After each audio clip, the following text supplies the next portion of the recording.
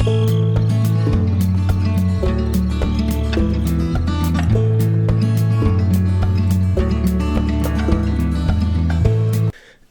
Bushcraft family, back again with another video for you guys. Not the video I intended. The video I was going to record. Well, I'll keep it for another day. But um, I was going to, like I said, record another video. But the doctor called and said I needed to get an X-ray of my foot. I've been having issues with it, and it hasn't really healed from when I sprained it in beginning of March, or was it February? One of those months. But anyway, she said it'd only take about 15 minutes. Ended up taking 2.5 hours because you got to register for this and register for that and waiting. The X-ray itself only took about 10 minutes, and then I was gone. So I still have to wait and see what's going on, but she says it sounds like you have a break. So I've been walking around on a broken foot or ankle for a while. But anyways, I decided while I'm out, I'll go ahead and look around for some preps and stuff, because one of the things I needed to get to stock up on was some fuel for a camp stove. And I haven't been able to find it, so I went out and I actually found a couple of cans, 2 whole cans. Yep. And you guys might know what these are for these little camp stoves, or heaters or lanterns and stuff like that. But there are slim pickings now. So if you see them, if you need them, pick them up, store them, that type of thing, because they're hard to find. And it's good to have another way of boiling water or cooking a meal and stuff like that. If power goes out or your gas runs out or whatever the case may be. Sometimes it's better to have something that you can cook inside, better than going out and making a fire or whatnot. You don't want the smoke or the smell getting out. Next thing I went and got was some candles. Yep. Just like I said, I just went out and just seen what I could see. If I seen something like, oh, that'd be a good prep to put on a shelf somewhere. And candles are really good.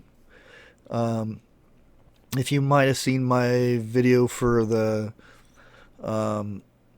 Dollar Tree, I went and got some solar lights that you put out in your yard and whatnot, and at nighttime they light up. Those are really good for like if your power goes out, you can. There's plenty of things you can do. One of the things I like to do is also at the dollar store get those beach balls, and I cut a hole in it and put that light inside there, and then I take a glue gun and seal it up. And then whenever I need a good size light, I blow the beach ball up and hang the light up. And it creates a big light because of it bounces off the inside of the beach ball and whatnot, and creates a big light, so it lights up the whole room. Or you can just leave it like it is and carry it around the house or whatnot to see what you're doing. There's all kinds of little things that you can do. You put them in a mason jar and fill it up with water. As long as you have it sealed up to where it's not going to get to the wires and whatnot, then it's good. But it's just one of those little tricks that you can do. I went by Goodwill and found this nice little EDC little pouch thingy here, and it's got a thing to where you can hook it up to your belt, pockets for your cell phone or whatever, and a wrist thingy here for $1. You can't beat that. I'll make me another EDC carry on. And I'm not sure if you guys seen this on one of my other videos. I showed a little bit of it, but I got this at Walmart the other day for $5 in the clearance section. And what it is it's a lighter. I don't know if you got see if it'll focus up on that. My camera is kind of crappy, but it's a rechargeable. It's waterproof. It has a flashlight, really bright one. It also has a strobe. Really cool.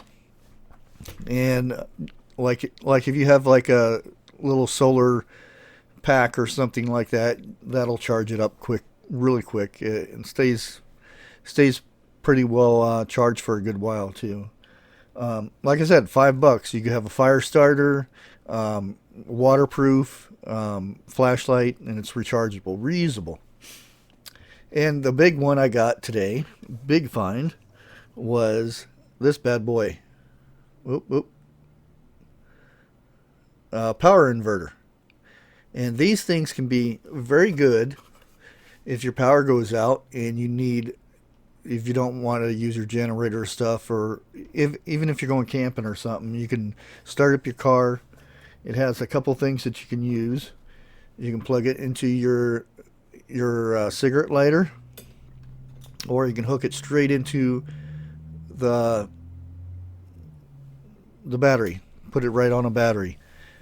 Now, one thing that I have been working on, I've got a old lawnmower motor out there.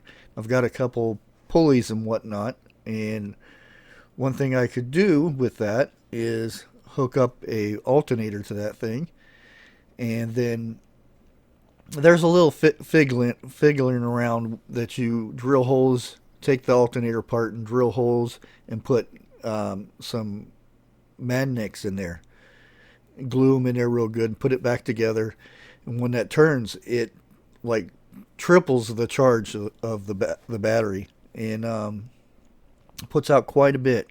And it can actually charge up to 4 batteries by doing that. And the thing is with that, you get one of these power inverters right here, and you can power whatever.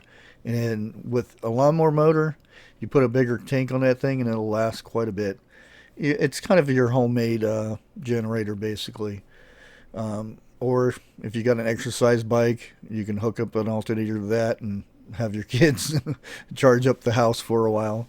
Another thing I got, everybody always needs duct tape. Oops, try to get the camera to work with me. Always pick up extra one of those when I see them on sale or something.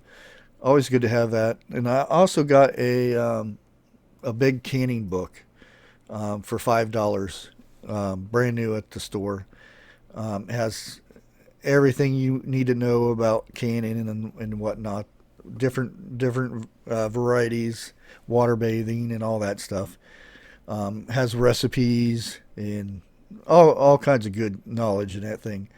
And like I always try to say, try to get at least one book a month, be it canning, gardening, or survival, bushcrafting, how to make traps, wild edibles, stuff like that. That way, something happens, I don't have a use of a cell phone, and all the talks going on about solar flares. It's going to knock everything out. So there's no asking Google or going to YouTube or whatnot. It's you either remember everything that you learned, or you have a book. And that's why I always say, get a map of your area. That way you know what's around your area. Like over there, there's water that way, and you know how to follow a map and learn how to use a map and stuff like that. But yeah, I'm sorry guys, that's the video I got for you today, but I think it's a good lesson.